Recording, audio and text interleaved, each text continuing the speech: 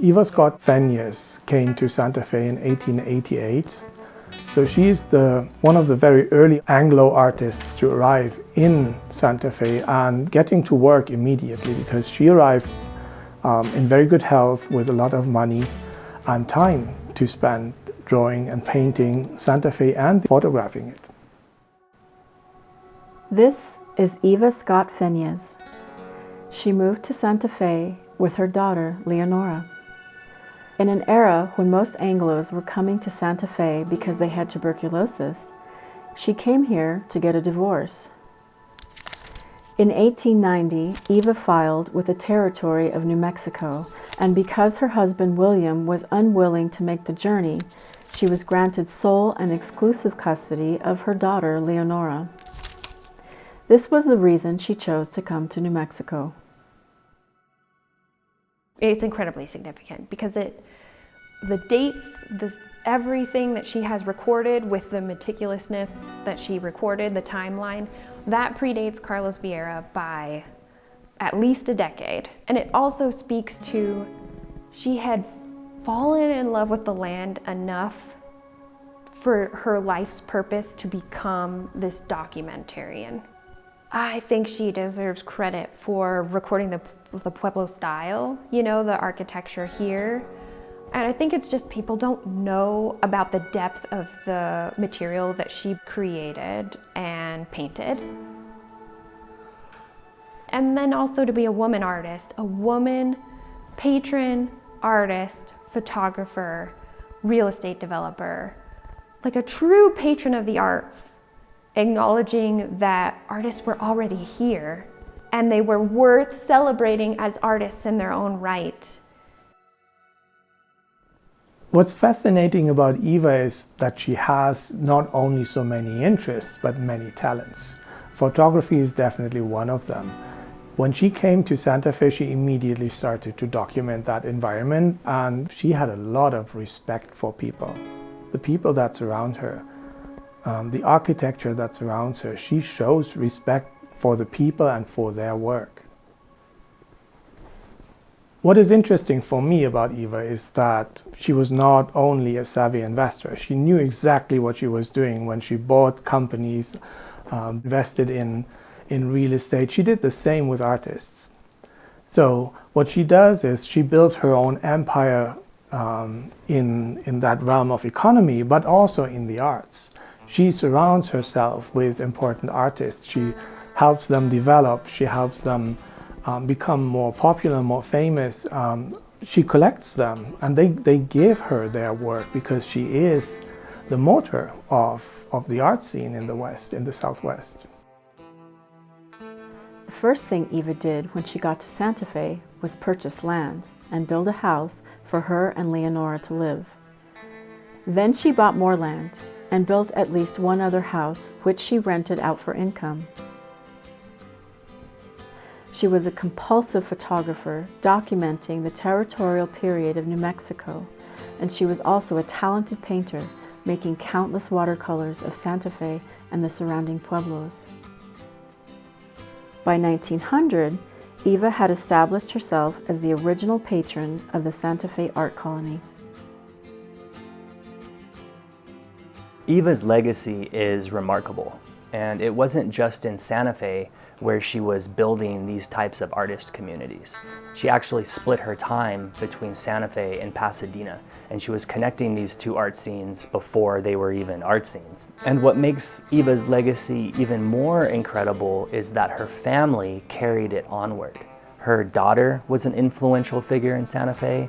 Her granddaughter, Leonora Francis, actually founded El Rancho de las Golondrinas. And today, Eva's great-great-grandson, Sean, still works at Golondrinas.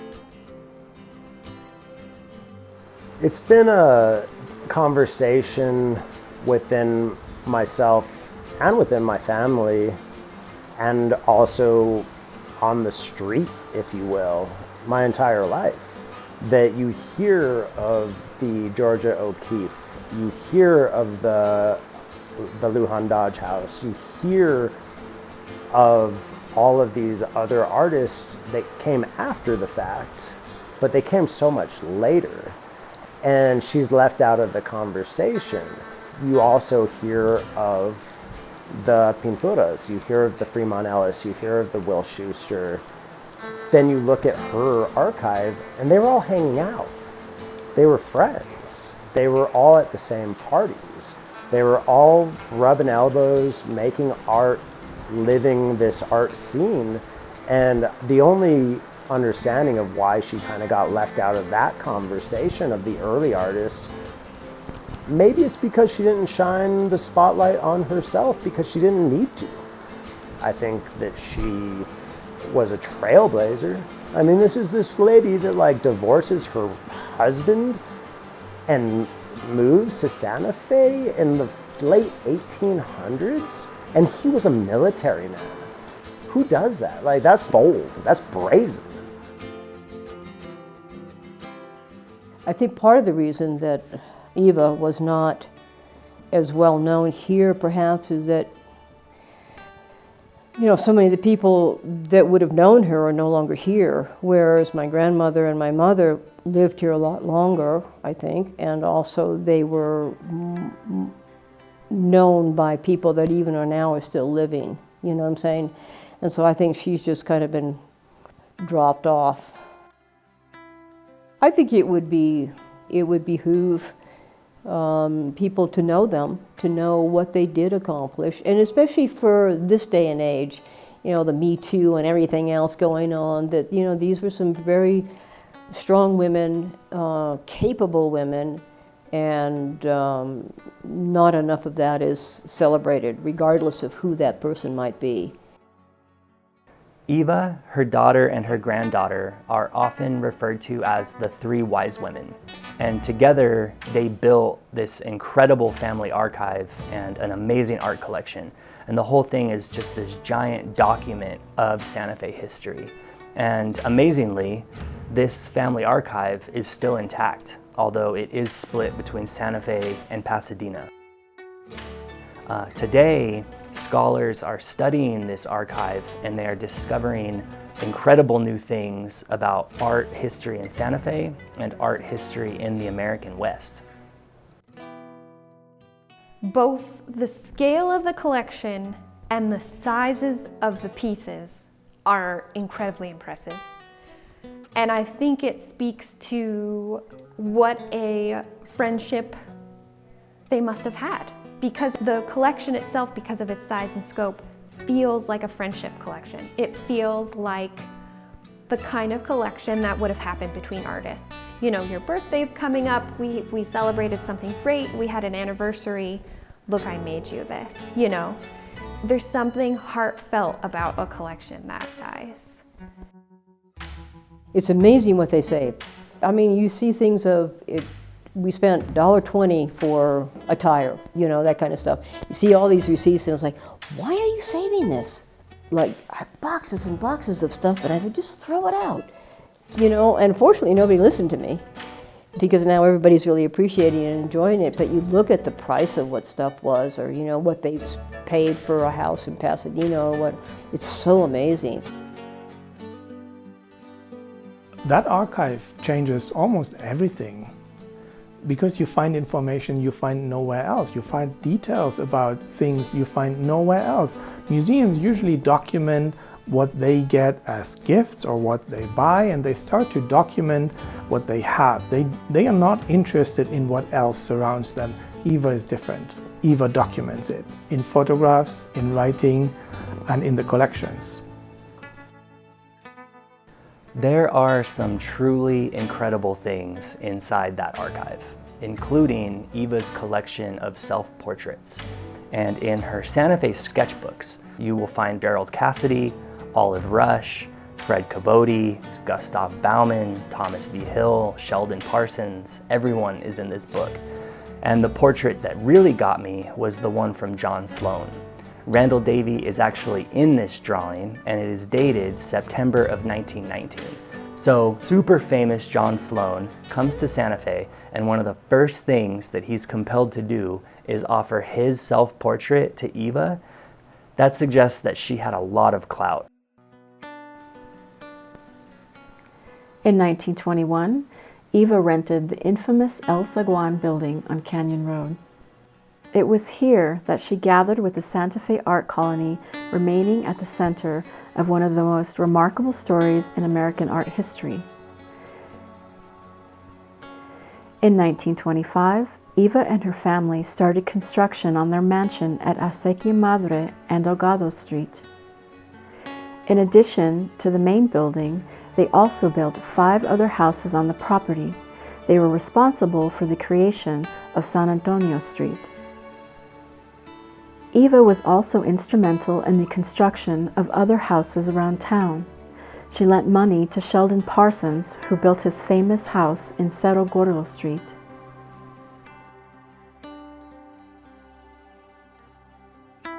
You know, if you're asking about Eva Fényes deserving more credit for what she did,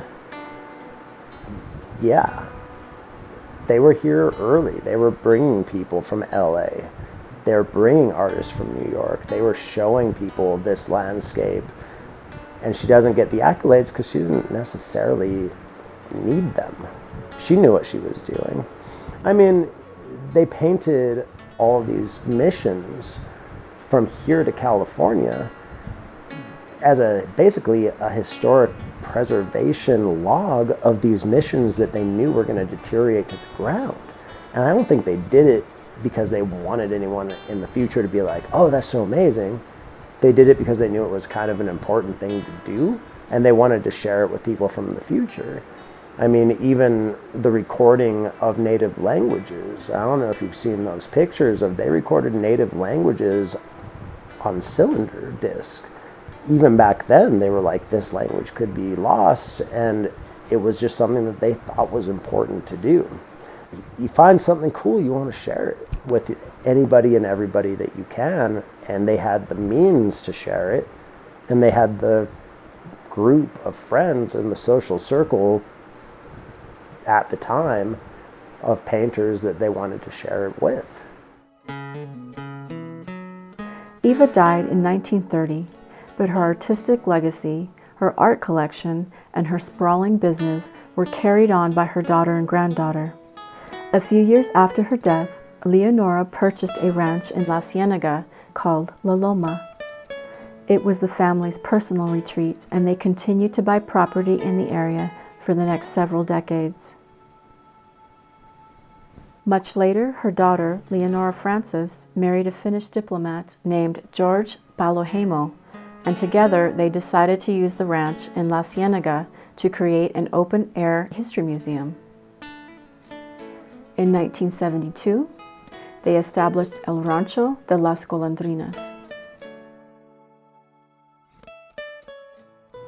When we talk about the art history of Santa Fe, we usually talk about men. There's only very few women that are part of that story, like Olive Rush and Georgia O'Keeffe.